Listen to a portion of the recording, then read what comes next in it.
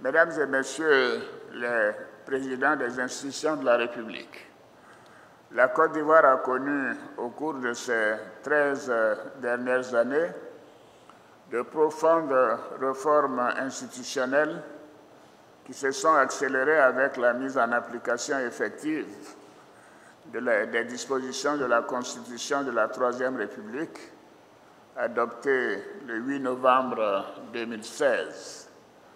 Ainsi, le Parlement est désormais bicaméral depuis la création d'une seconde chambre, le Sénat, pour permettre une meilleure prise en compte des préoccupations des collectivités territoriales et des Ivoiriens établis hors de Côte d'Ivoire.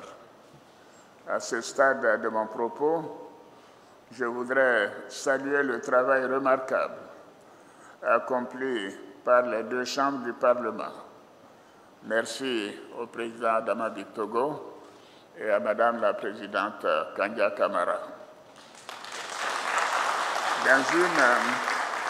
Dans une synergie d'action, ces deux chambres ont adopté les réformes constitutionnelles intervenues au cours de cette année 2023. Par ailleurs, une attention toute particulière a été accordée à l'organisation de la justice avec l'installation de la Cour des comptes en 2018 et la mise en place en 2020 du Conseil d'État et de la Cour de cassation. J'ai le sentiment que c'est maintenant que certains découvrent que la Cour des comptes existe. Kambali, bravo à vous. En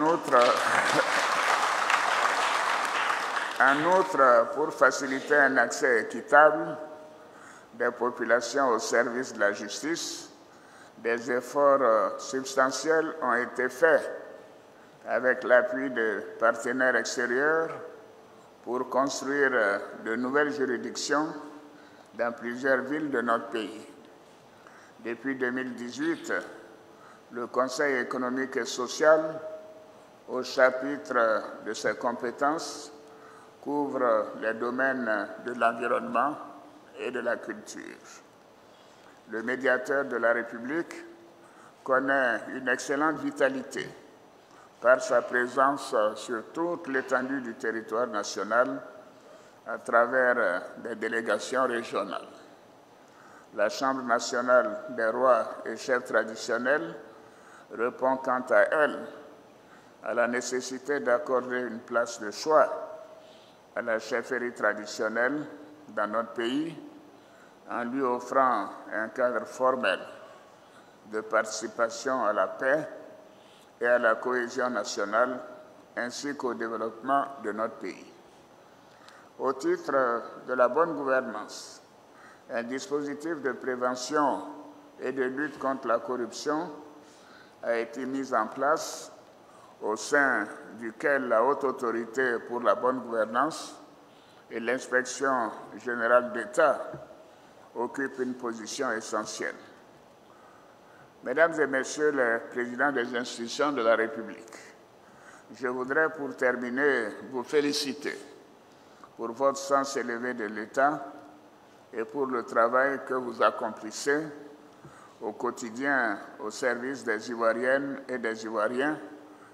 Et pour ma part, je voudrais vous dire que je ne ménagerai aucun effort pour promouvoir des institutions capables d'assurer le bien-être économique, l'égalité sociale et la sécurité, et aussi de renforcer la démocratie et l'état de droit.